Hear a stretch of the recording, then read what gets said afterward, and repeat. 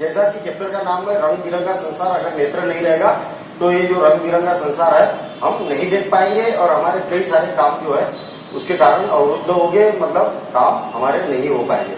अगर हम आज भी अगर विकसित देशों की अगर बात करें तो इसमें आज भी 3.5 करोड़ मतलब 3.5 करोड़ ऐसे हैं कि जो दृष्टिहीन है, जो अपनी आंखों से नहीं देख पा रहे। और फिर भी अगर देखा जाए कि जो वास्तविक अगर जो ऐसे अंधता है जो कार्निया के कारण अंधता है, कार्निया के कारण अंधता मतलब ऐसे व्यक्ति जिनकी आंखें सही हो सकती, ऐसे भी लोग कितने 45 लाख लोग हैं, जिसमें से 60% ऐसे लोग हैं जो 12 वर्ष से कम उम्र के, मतलब 27 लाख बच्चे, देखिए 27 लाख बच्चे जो है वो क्या है, कार्निया अंधता है। अब कार्निया अंधता क्या होती है तो उसके बारे में हम इस चैप्टर में कार्निया के बारे में काफी डिटेल में पढ़ेंगे। कार्निया अंधता के कारण वो देख नहीं पा रहे। 60% मतलब जो 45 लाख है, 45 लाख टोटल 45 लाख है व्यक्ति है जो देख नहीं पा रहे, और जिसमें से 27 लाख मतलब 60% ऐसे है कि जो 12 वर्ष से कम उम्र के बच्चे, 12 वर्ष से कम बच्चे। आप सोच सकते हैं कि अगर ऐसे बच्चे हैं कि जो अभी उनका समय कैरियर बनाने का है वो अभी देख नहीं पा रहे, और जिसके कारण उनका जो भविष्य है वो डेवलप नहीं हो पा रहा, वो भविष्य की प्लानिंग नहीं कर पा रहे। तो इसका एक सॉल्यूशन है कि जैसे अगर मान लिया जाए कोई व्यक्ति आंख से सोचता है तो आंख एक ऐसा ऑर्गन है मनुष्य का कि अगर किसी व्यक्ति की अगर मृत्यु भी हो जाए उसके बाद में भी उसकी आंख जीवित होती है। देखना फिर से और एक बार मैं क्या बोल रहा हूँ, मतलब जो जिन व्यक्तियों की आंखें स्वस्थ है तो उसकी अगर मान लिया जाए कि किसी व्यक्ति की अगर मृत्यु भी हो जाती है तो उसकी आंखें जिंदा होती है। इतनी आश्चर्यजनक बात है, तो उसकी आंखें जिंदा होती है और उस आंखों को किसी अंधता या कार्निया अंधता वाले व्यक्ति को अगर दी जाए तो उसकी आंखें वापस आ सकती है, उसकी रोशनी वापस आ सकती है। तो शासन द्वारा और या समाज सेवी संस्थाओं द्वारा नेत्र बैंक, जैसे ब्लड बैंक होता है, ब्लड बैंक मतलब खून की जो बैंक होती है जहाँ पर ब्लड डोनेट किया जाता है या जिसको भी ब्लड की आवश्यकता होती है वहां से ब्लड लेके उसकी जान बचाई जा सकती है मरीज की। सेम इसी प्रकार से नेत्र बैंक बनाया गया, और नेत्र बैंक में आप कोई भी व्यक्ति, कोई भी स्वस्थ व्यक्ति जिसकी आंखें स्वस्थ है वो वहां पर नेत्र को डोनेट कर सकता है। तो नेत्र बैंक का जो कॉन्सेप्ट है इसको और एक बार समझ लें क्योंकि बड़ा इस चैप्टर से रिलेटेड है, ठीक है ना। नेत्र बैंक, नेत्र बैंक का काम क्या है? नेत्र बैंक का काम ये है कि कोई अगर किसी स्वस्थ व्यक्ति की मृत्यु हो जाती है जिसकी आंखें स्वस्थ है और उसकी आंखें स्वस्थ होने के बाद में उसको क्या ट्रांसप्लांट किया जाता है, उसकी आंखें निकाली जाती है, और आंखें निकालने के बाद में उसको सुरक्षित करके जो कार्निया अंधता के कारण जो व्यक्ति नहीं देख पा रहा है उससे कांटेक्ट करके उसको वो आंखें डोनेट की जाती है, जिससे वो उसका जीवन अंधकार से प्रकाशमय हो सकता है। तो नेत्र बैंक का काम क्या है? नेत्र बैंक का काम यह है कि जैसे अगर मान लिया जाए आम व्यक्ति है जिसकी आंखें स्वस्थ है तो वो अपनी इच्छा अनुसार उसकी इच्छा अगर है कि मेरी मृत्यु के बाद में वैसे भी मेरी आंखें किसी काम की नहीं है, अगर मृत्यु हो गई तो फिर किस काम की आंखें, तो वो जब जीवित है तब एक सिंपल सा एक रजिस्ट्रेशन फॉर्म होता है, नेत्र बैंक में जाके अपना रजिस्ट्रेशन करा सकते हैं कि हाँ मेरी आंखें मैं बैंक को डोनेट कर सकता हूँ, नेत्र बैंक को डोनेट करना चाह रहा हूँ, दान देना चाह रहा हूँ। इसके बाद में अगर जब भी उसकी अगर मृत्यु होती है तो उसके घर वाले अस्पताल को वालों को फोन लगाते हैं कि हाँ हमारे इनकी डेथ हो गई है और आप इनकी आंखें जो डोनेट की थी उनकी आंखें आप ले जा सकते हैं। तो मृत्यु के बाद 4 से 5 घंटे के अंदर उसकी जो नेत्र है उसके जो मृत्यु जिसकी मृत्यु हो गई उसके नेत्र निकाल लिए जाते हैं, और निकालने के बाद उसकी भी प्रोसेस बड़ी सिंपल है, 10 से 15 मिनट लगते हैं कि 10 से 15 मिनट में वो नेत्र निकल जाएंगे। अच्छा या तो नेत्र बैंक वाले आपके घर आ जाएंगे या मतलब जो भी डोनेट कर रहा है उसके घर पहुंच जाते हैं, या तो उसको बॉडी को हॉस्पिटल में ले जाके वहां पर भी नेत्र को निकाला जाता है। तो बड़ा सिंपल है, हम नेत्र को डोनेट कर सकते हैं, डोनेट करने के बाद में हम किसी हमारी आंखों से किसी की रोशनी को जिंदा कर सकते हैं। तो इस प्रकार से इसका नेत्र बैंक का काम। अब क्वेश्चन ये उठता है कि नेत्र दान कौन कौन कर सकता है? तो यहाँ पर कोई आयु सीमा नहीं है। मजे की बात यह है कि किसी भी आयु या किसी भी वर्ग का व्यक्ति या किसी भी लिंग का व्यक्ति, चाहे वो पुरुष हो चाहे महिला हो, अपने नेत्र दान कर सकता है। अगर किसी को चश्मा लगा है वो भी अपने नेत्र दान कर सकता है। अगर किसी ने मोतियाबिंद का ऑपरेशन किया है वो भी नेत्र दान कर सकता है। अगर किसी को मधुमेह की बीमारी है या उच्च रक्तचाप की बीमारी है या दमे की बीमारी है तो वो भी नेत्र दान कर सकता है। बस शर्त ये होना चाहिए कि उसमें क्या संक्रमण नहीं होना चाहिए, उसका जो ऑर्गन है तो उसकी आंखें जो है वो संक्रमित नहीं होना चाहिए। अगर ऐसा है तो हर व्यक्ति अपने नेत्र को दान कर सकता है। सिंपल प्रोसेस है, एक छोटा सा रजिस्ट्रेशन फॉर्म होता है, उसको फिल कर देंगे कि हाँ हमारी डेट के बाद में हम हमारे नेत्र बिंदु को दान कर सकते हैं। अब कौन नहीं दे सकता, कौन दान नहीं कर सकता, तो ऐसे व्यक्ति जो एड्स से पीड़ित है, जिनको एड्स है या जिनको हेपेटाइटिस बी या हेपेटाइटिस सी है या जिसको रेबीज की बीमारी है या जिसको तीव्र ल्यूकीमिया नामक बीमारी है या धनु स्तंभ है या किसी को हैजा है या तालिका शोध है, तो इस प्रकार की अगर कोई बीमारियां होती है या मस्तिष्क शोध है, तो इस प्रकार की अगर किसी को बीमारी है तो वो व्यक्ति अपने नेत्र को दान नहीं कर सकता है। तो बड़ी एक इंटरेस्टिंग बातें चल रही है यहाँ पर। तो हमें यहाँ पर ये बात समझ में आ रही है कि हमें भी नेत्र को दान करना चाहिए और जो रजिस्ट्रेशन होता है उसको रजिस्ट्रेशन हमको फिल करना चाहिए। हमने घर में बताना आवश्यक है कि हाँ हमने नेत्र दान किए। हमारी अगर कभी इन फ्यूचर डेथ होती है तो आपको इस नंबर पर फोन लगाना है, उनको अवगत कराना है कि हाँ इनकी डेथ हो गई है और ये अपने नेत्र दान कर सकते हैं, तो आप आइए और उनके नेत्र ले जाइए। क्योंकि वैसे भी वो किसी की अगर मृत्यु हो जाती है तो वो नेत्र तो किसी काम के नहीं है।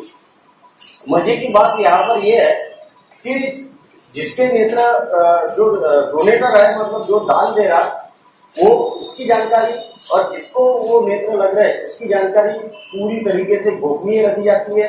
जैसे समाज में भ्रांति है ना कि हम नेत्र देंगे फिर वो हमारे से कांटेक्ट करेंगे और इस प्रकार से जो भ्रांति है वो भ्रांतियों के दृष्टिकोण से ये सारी की सारी जानकारी क्या रखी जाती है, गोपनीय रखी जाती है, गुप्त रखी जाती है। तो इस प्रकार से मेरे ख्याल से यहाँ पर इतनी जानकारी के बाद में हमें भी ये आभास होगा कि हमें भी क्या करना चाहिए, अपने नेत्रों को डोनेट करना चाहिए। कि हमारी मृत्यु हो जाती है तो उसके बाद में हम डोनेट करना चाह रहे हैं और ये हमारे नेत्र से, मतलब हमारी मृत्यु के बाद में भी हमारे नेत्र से किसी दृष्टिहीन व्यक्ति की आंखें जिंदा हो सकती है, उसका जीवन रोशन में हो सकता है। तो इस प्रकार से हम यहाँ पर समझ सकते हैं। अब देखते हैं हम नेक्स्ट कंसेप्ट। तो अब देखते हैं हम मानव नेत्र क्या होता है। मानव नेत्र के बारे में अभी तक हमने डिटेल में समझाया कि किस प्रकार से मानव नेत्र महत्वपूर्ण है, उसकी महत्वता के बारे में समझा। और वास्तव में ये देखते हैं कि इसकी इतनी बात कर रहे थे, इतने महत्वपूर्ण अंग है, तो वास्तव में बना कैसे है, किस प्रकार से कार्य करता है, उसके बारे में यहाँ पर समझते हैं। डायग्राम हमें यहाँ पर दिखाई दे रहा है, मैंने डायग्राम पहले ही बना के रखा है, ठीक है। अगर एग्जाम में जनरली क्या है, इतना महत्वपूर्ण है तो एग्जाम की दृष्टि से भी महत्वपूर्ण है ना, एग्जाम में बहुत पूछा जाता है। नामांकित चित्र बनाइए तो इस प्रकार से चित्र बनाना है, फिर एक एक अंगक के बारे में, इसके जो अंगक है ये सारे लिखे हुए हैं, एक अंगक के बारे में हमें मालूम होना चाहिए कि किस अंगक का क्या कार्य होता है। तो ये सारी बातें हमें यहाँ पर मालूम होना चाहिए। सबसे पहले अगर यहाँ पर ये देखें कि मानव नेत्र जो दिखाई दे रहा, मैं हेडिंग डाल देता हूँ मानव नेत्र। मानव नेत्र, तो हमें मालूम है कि मानव नेत्र जो है वो हमारे लिए बहुमूल्य है, मतलब हम ये बोल सकते हैं कि मूल्यवान है। क्यों? क्योंकि हम जो रंग बिरंगा संसार है इसी के द्वारा देखते हैं। इसमें ये क्या है, अत्यंत सुग्राही ज्ञानेन्द्रिय है। जो जितनी भी ज्ञानेन्द्रिय है हमारी, उसमें से अत्यंत सुग्राही ज्ञानेन्द्रियों में से ज्ञानेन्द्रिय है। इसका वास्तव में अगर देखा जाए तो जो कार्य है वो कैमरे के भांति करता है। अगर आप कैमरा बोलिए चाहे मानव नेत्र बोलिए, दोनों के फंक्शन जो होते हैं, दोनों के कार्य जो होते हैं वो एक समान होते हैं, दोनों के कार्य एक दूसरे से मिलते जुलते होते हैं, ठीक है ना। तो अभी पता चलेगा जैसे हम इसको जैसे जैसे समझते जाएंगे कि वास्तव में एक कैमरे की तरह कार्य करता है। कहने का मतलब मेरा यहाँ पर यह है कि कैमरे का जब निर्माण हुआ, उसकी जो उत्पत्ति हुई, उसको जब समझा, उसका जब आविष्कार हुआ, तो मानव नेत्र को ही टारगेट बनाकर उसी के फंक्शन को समझकर कैमरा को बनाया गया। सबसे पहले अगर हम ये देखें कि मानव नेत्र का जो डायग्राम दिखाई दे रहा है यहाँ पर अलग दिखाई दे रहा, और वास्तव में जो हमारा नेत्र है वहां पर डायग्राम अलग दिखाई दे रहा है। अगर हम नेत्र को देखते हैं तो वहां पर अलग से स्थितियां बनती है। यहाँ पर वास्तव में देखा जाए तो नेत्र में ये इस प्रकार से व्हाइट पार्ट दिखाई देता है, इसके अंदर इस प्रकार से एक काला भाग दिखाई देता है, ठीक है ना। इस प्रकार से क्या है, काला काला प्योर काला नहीं रहता, वो ब्राउन कलर का रहता है। और इसके अंदर जो सेंटर में आप देखेंगे तो एकदम बिल्कुल डार्क इस प्रकार से बना होता है, ठीक है ना। तो बाहर से इतना डार्क नहीं होता है, तो इस प्रकार से मानव नेत्र में दिखाई देता है, ऐसे दिखता है, ठीक है। इसको थोड़ा सा और मैं व्हाइट वाले पार्ट को और बड़ा कर सकता हूँ, इस प्रकार से मैंने इसको बड़ा कर दिया। तो मेरे ख्याल से अभी यहाँ पर ये आपको दिखाई देगा। जो डायग्राम बना है ना, वो डायग्राम ऐसा नहीं है, ऐसा नहीं है, ये ऐसा है। ये वाला जो पोर्शन है इधर सामने दिखाई दे रहा है, ठीक है ना। ये वाला जो पोर्शन है इधर सामने की ओर दिखाई दे रहा है, ठीक है ना। तो अब समझ सकते हैं आप कि इस डायग्राम को इस प्रकार से अगर घुमा दिया मैंने, तो हम ये जो मानव नेत्र की बात कर रहे हैं वो इधर फ्रंट से इधर से उधर की ओर इस प्रकार से हम बात कर रहे हैं। अच्छा, ये 2D दिखाई दे रहा, इसकी गहराई तो है ना, तो गहराई आपको ये वाली दिखाई दे रही है, ठीक है ना। देखना, मान लिया जाए कि मानव नेत्र इस प्रकार से है, तो मानव नेत्र को मैंने इस प्रकार से यहाँ पर बना दिया डायग्राम। ये न मानव नेत्र का ये डायग्राम बना दिया। अभी जो ब्राउन पार्ट दिखाई दे रहा है बाहर का है, और ब्लैक पार्ट दिखाई दे रहा वो इसके सेंटर में है, जो कि हमारी आंखों में दिखाई देता है, ठीक है। और इस डायग्राम को क्या किया मैंने, ऐसा कर दिया, ऐसा कर दिया, तो ये देखिए ऐसा आ गया। इधर से हम इसको समझते हुए आइए। अब इसके पीछे भी तो इस प्रकार से गोलक है ना, तो गोलक है तो ये पीछे की ओर इस प्रकार से हमने डायग्राम बना दिया, मतलब फ्रंट से पीछे की ओर इस प्रकार से यहाँ पर डायग्राम दिखाई दे रहा। सबसे पहला इसको समझने के लिए सबसे पहले हम समझते रेटिना को, उल्टा समझते हैं। ये क्या होता है कि जो व्हाइट कलर होता है, देखिए हमारे पास में एक व्हाइट पर्दा होता है, ये इस प्रकार से, जो इसके पीछे आंख के पीछे जो है मानव नेत्र के जो पीछे वाला पर्दा होता है, ये क्या होता है, पारदर्शी मतलब सॉरी व्हाइट होता है, सफेद होता है और अपारदर्शी होता है, ठीक है। ये क्या करता है, नाम भी लिखा हुआ है दृष्टि पटल, ये पर्दे की तरह कार्य करता है, ठीक है ना। तो ये क्या रहेगा, इसमें से क्या प्रकाश अपवर्तित नहीं होता है, कहने का मतलब ये क्या होता है, व्हाइट होता है, नॉन ट्रांसपेरेंट होता है, मतलब ये इसमें से प्रकाश आर पार नहीं जा सकता। और यहाँ पर बनता है, जो भी हम वस्तुओं को देखते हैं तो उसकी यहाँ पर प्रतिबिंब बनता है, ठीक है ना। तो प्रतिबिंब कैसा बनता है, यहाँ पर उल्टा प्रतिबिंब कैसा बनेगा, उल्टा बनेगा और वास्तविक बनेगा। वास्तविक कहां पर बनता है प्रतिबिंब, यहाँ पर इसका प्रतिबिंब बनता है, क्लियर। फिर से और एक बार, रेटिना बोलिए चाहे दृष्टिपटल बोलिए, इसका कार्य क्या होता है, ये सफेद कलर का होता है और पारदर्शी होता है। और पारदर्शी का मतलब प्रकाश आर पार इससे नहीं जा सकता है। अच्छा, ये क्या करता है, यहाँ पर पर्दे की तरह कार्य करता है, यही पर समझ के। अच्छा, ये नोट करने वाली बात है, तो जब हम क्वेश्चन करेंगे वहां पर इसको वहां पर आप प्रॉपर नोट कर सकते हैं। और डायग्राम वगैरह यहाँ पर अभी आपको समझना है, प्रॉपर तरीके से समझ लेंगे तो नोट करने वाली बात है, जो वहां पर हम जब क्वेश्चन कराएंगे वहां नोट्स भी आपको लिखा हुआ रहेगा, उसके नोट्स आपको बनाना है। तो दृष्टिपटल के बारे में बोल सकते हैं कि यह क्या है, एक सफेद पर्दे की तरह होता है जो कि अपारदर्शी होता है। जो प्रतिबिंब होता है, वस्तु का प्रतिबिंब यहीं पर बनता है, जो कि वास्तविक और उल्टा होता है। एक किसका कार्य है, रेटिना का कार्य है, क्लियर। अब देखते हैं हम कार्निया। देखिए हमने क्या समझा पहले, रेटिना, और रेटिना का कार्य क्या है, ये सफेद पर्दा होता है, ठीक है, और पारदर्शी होता है। मेन पॉइंट समझिएगा, ठीक है ना। और पारदर्शी होता है, और यहाँ पर जो प्रतिबिंब प्राप्त होता है वो उल्टा और वास्तविक होता है। ये 3 पॉइंट मेन इसमें हमें यहाँ पर बताना है। अब देखते हैं हम कार्निया। देखिए मानव नेत्र का जो कार्निया है ना, कार्निया मतलब फ्रंट का भाग, ठीक है। तो कार्निया क्या होता है, ये इस प्रकार से जो बाहर उठा हुआ भाग होता है, जैसे आंख है, आंख का जो बाहर उठा हुआ भाग है, आप देखेंगे कि आंख बिल्कुल एकदम समतल नहीं ना, आंख का क्या इस प्रकार से उठा हुआ भाग है, तो इसको क्या बोला जाता है, कार्निया बोला जाता है, ठीक है। ये कार्निया, ये वाला भाग जो होता है इसका कार्निया कहलाता है। यह क्या काले कलर का होता है, कहने का मतलब ये उठा हुआ भाग, मतलब ये वाला बोल सकते हैं हम। तो ये क्या होता है, काले कलर का होता है, ठीक है, और काले कलर का होता है, नाजुक भी होता है और गोलाकार होता है, ठीक है। ये क्या होता है, अत्यंत नाजुक होता है और गोलाकार होता है और एक झिल्ली का ये बना होता है, मांसपेशीय झिल्ली द्वारा बना होता है। अब कंजक्टिवा क्या होता है? पहले हमने क्या समझ लिया? कार्निया। कार्निया, ठीक है। कार्निया में क्या क्या पाएंगे याद रखना हमें। यह आंख का सबसे बाहरी भाग है, ठीक है, जो कि क्या करता है, एक काले कलर का होता है। इसका रंग कैसे होता है? काला होता है। ये नाजुक है और गोलाकार होता है ये, और मांसपेशीय झिल्लियों द्वारा ये बना होता है। इसको हम क्या बोल सकते हैं? कार्निया बोल सकते हैं। और प्रकाश जो है, जो भी प्रकाश आएगा वो प्रकाश कार्निया से होते हुए ही अंदर आंख में प्रवेश होगा। तो कहने का मतलब ये सबसे बाहरी भाग है और ये क्या पारदर्शी होता है, ठीक है ना। पारदर्शी होता तब तो अंदर प्रकाश जाएगा और अभी वो क्या होगा? प्रतिबिंब प्राप्त होगा। अब है कंजक्टिवा। कंजक्टिवा, कंजक्टिवा, ठीक है। कंजक्टिवा क्या हो? वैसे डायग्राम में मैंने लिखा नहीं है कंजक्टिवा। कंजक्टिवा मतलब जो सफेद भाग होता है, आपने देखा होगा कि ये वाला जो भाग है ना, ये सफेद भाग, बाहरी भाग, सफेद भाग, ये क्या कहलाती है? कंजक्टिवा कहलाती है। इसका काम क्या है?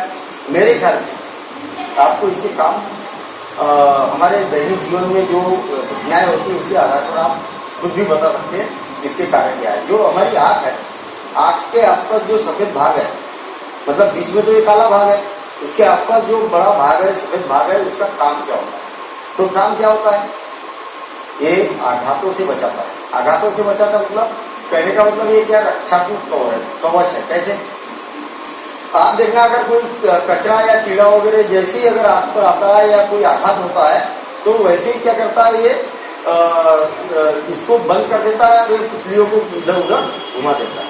घुमाता ना, ये जो इसकी पुतली होती है, पुतली को ये जो काले भाग को इधर उधर कर देता है। देखना, इस काले भाग को बचाने का कार्य करता है। देखना किसी, जैसे ही अगर मान लिया ये कचरा आता है, तो अगर इधर से कचरा आया तो इसको क्या करता है? इधर की ओर छुपा लेता है, और इधर की ओर कचरा आएगा तो इधर की ओर छुपा लेता है। छुपाता है ना, ठीक है। आपने देखना कि कभी अगर एकदम से कोई कीड़ा वगैरह आ जाए तो हमारी आंख से घूम जाती है और इस प्रकार से हम उसको छुपा लेते हैं। तो ये इसका यहाँ पर क्या होता है? कंजक्टिवा का यह कार्य होता है, ठीक। अच्छा, दूसरी बात यह क्या होता है? इसमें चिकनाहट होती है। आप जब देखेंगे कि जब सो के उठते हैं तो दिन भर का जो कचरा वगैरह होता है तो चिपचिपाहट भाग निकलता है इसमें से। तो ये जो चिकनाहट होती है ना, तो चिकनाहट का कारण क्या होता है कि कोई कचरा वगैरह आ जाए या इस प्रकार से कोई कीड़ा आ जाए, तो चिकनाहट के कारण उसको क्या करता है?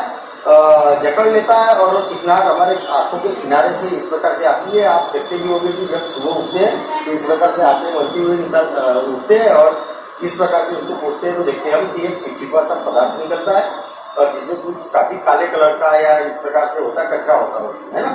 तो ओवरऑल क्या कर रहा है? वो आंख को बचाने का कार्य कर रहा है। अब महत्वपूर्ण है, परितालिका क्या होती है? परितालिका, परितालिका, तालिका क्या होती है? और इसी को आयरिस भी बोला जाता है। क्या बोला जाता है? आयरिस कहा जाता है। अब इसका कार्य क्या होता है? परितालिका या आयरिस जिसको बोला जाता है, ये अगर हम देखें तो आंख में जो इस प्रकार से इसकी संरचना होती है, ये वाला जो बाहर का भाग है ना, ये क्या कहलाते हैं? परितालिका कहलाती है। देखना, यहाँ पर जो हम परितालिका की बात कर रहे हैं, तो परितालिका क्या होती है? जो प्रकाश अंदर प्रवेश करता, आपने देखा होगा कि जब प्रकाश हम बहुत ज्यादा लाइट वाले एरिया में जाते हैं जहाँ पर बहुत ज्यादा प्रकाश है, तो प्रकाश बहुत ज्यादा है तो हमारी आंखें थोड़ी सी सिकुड़ जाती मतलब प्रकाश बहुत ज्यादा है, इतने प्रकाश की हमें आवश्यकता नहीं है, तो सिकुड़ जाएगी। तो आंख के अंदर जो प्रकाश जाएगा उसको कंट्रोल करता है और कम प्रकाश देता है। आप देखेंगे कि जब अंधेरे कमरे में जाएंगे तो वहां पर अंधेरा दिखाई देता, फिर थोड़ा थोड़ा दिखने लगता है। तो वहां पर क्या कर रही है परितालिका? क्या कर रही है? इसको फैला रही है ताकि जो प्रकाश है वो आंख के अंदर अधिक से अधिक आए और वस्तु को दिखने लगे। तो आप एकदम से जब अंधेरे कमरे में जाते हैं तब आप देखते होंगे कि वहां पर हमें कुछ दिखाई नहीं देता, कुछ देर बाद फिर धीरे धीरे हमें दिखाई देने लगता है। इसका मतलब वो क्या फैल रही है और प्रकाश को अंदर अधिक है, जिससे वो वस्तु हमें दिखाई देने लगती है।